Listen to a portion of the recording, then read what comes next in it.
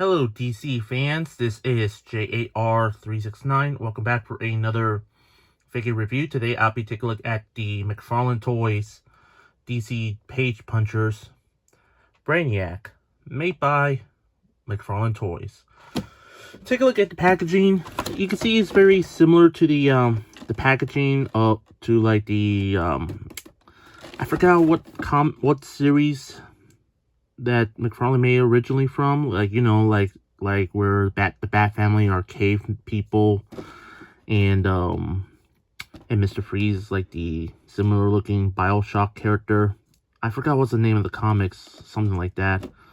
But here it's very similar to that one, so this is basically based on the Coast of Krypton comic. And as you can see, this is the Platinum Edition. So yeah. So the packaging, you can see the window exposing the figure and the accessories. And you get the Platinum Edition sticker right there. DC Direct, Brainiac there. On the back, there's the back of the comic book here. So that's about it. Let's take out the Brainiac out of the package. Here is Brainiac out of the package. Let's take a closer look at the figure. Take a look at the head sculpt here. The head sculpt, it looks very terrifying, I would say. But in a good way. Yeah, it kind of does look like the comic book version of Brainiac. Well, personally, like I said, for me, I knew Brainiac from, well, Injustice 2 and, well, Superman the Animated Series. So, yeah. But still really a not too bad looking head sculpt. It looks not too bad at all. Not too bad. Yeah, and the entire body is exactly the same sculpt as the regular version.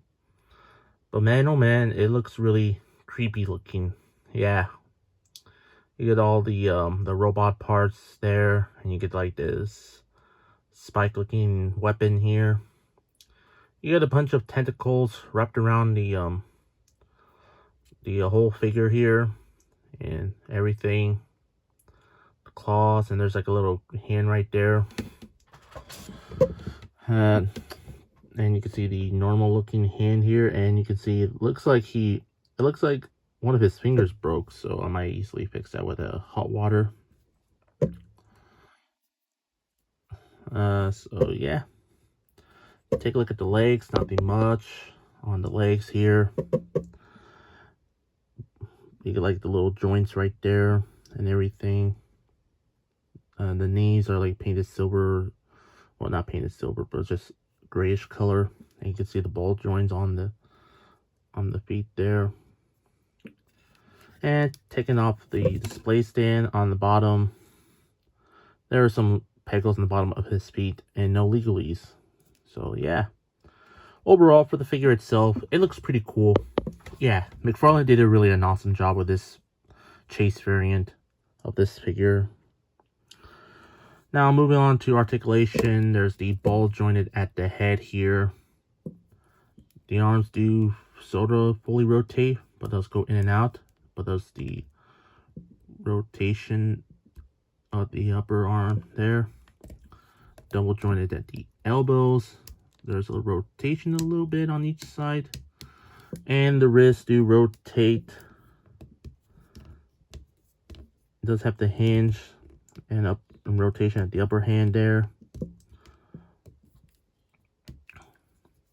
There's a ball joint at the waist here, but it does not go up like normally stand up. But you can have them lounge down like that. Legs kick forward, back, in and out. Bend at double jointed at the knees. There's the hinge at the ankles, rotation, and ankle pivot side to side, and hinge there as well. No toe articulation on this figure. Well, this is pretty new. So yeah, just a standard. Oh, I forgot to mention, all the tentacles area there are fully articulation, while this one has the hinge as well. So yeah, it's very interesting for this figure. You could give him some decent amount of posabilities on this. So yeah, it looks pretty cool, I would say. Accessories, just like any McFarlane DC Multiverse figures, he does come with a display stand and a trading card of the artwork image of the character. and take a look at the back. Here's the data file, real name for docs. I guess pronounce his name. And there's like a little read-up bio of the comic. It looks like it. It looks like the bio of the comic. Go ahead, pause the video if you want to read it. And also, since this figure is part of the Page Punchers line, he does have his own comic book, and as you can see, it is number 4 out of 4. So I'm guessing instead of like McFarlane giving out like the same comic books, instead they just like make like a whole story and then just separate it into other figures. So yeah, it probably makes sense. So yeah, but still pretty cool. Overall, for the figure itself, I say this figure looks really creepy in a good way. Yeah, the figure itself looks really cool, and I would say this is by far a better looking figure than the Chase variant. I mean, this is a better looking figure than the regular release. Yeah, it looks pretty cool. Very creepiness going on him. Yeah, the articulation, well, he has a lot of articulation, so you can easily give him some decent amount of posability on this figure. Accessory wise, well, he does not come with any accessories besides the comic book and the trading card and the stand. But still, I mean, come on, it's Brainiac. How can you give him like any accessories? Like, even though with the tentacles and all that, especially that giant axe thing here on his hand. So, after all, I say this figure is definitely a better version than the retail release version. Yeah, I found mine at Target. Hopefully, if you can find yours at any local Target, or if you're lucky enough to order it on Amazon and get the Chase variant. So yeah, I'm very happy to have this version, and I definitely do recommend it if you easily finding this guy. If not, then, well, I would suggest a third market store, well, a third market, you know, somewhere on eBay for a decent amount of price, if you're a reasonable price. For my rate, I'm gonna give the Brainiac figure I'll give him like a 9 out of 10 for me.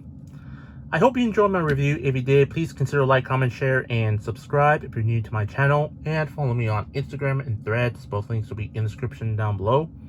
That's all I have to say. This is the McFarlane Toys DC Page Punchers Ghost of Krypton Brainiac figure, the Platinum Edition, made by McFarlane Toys.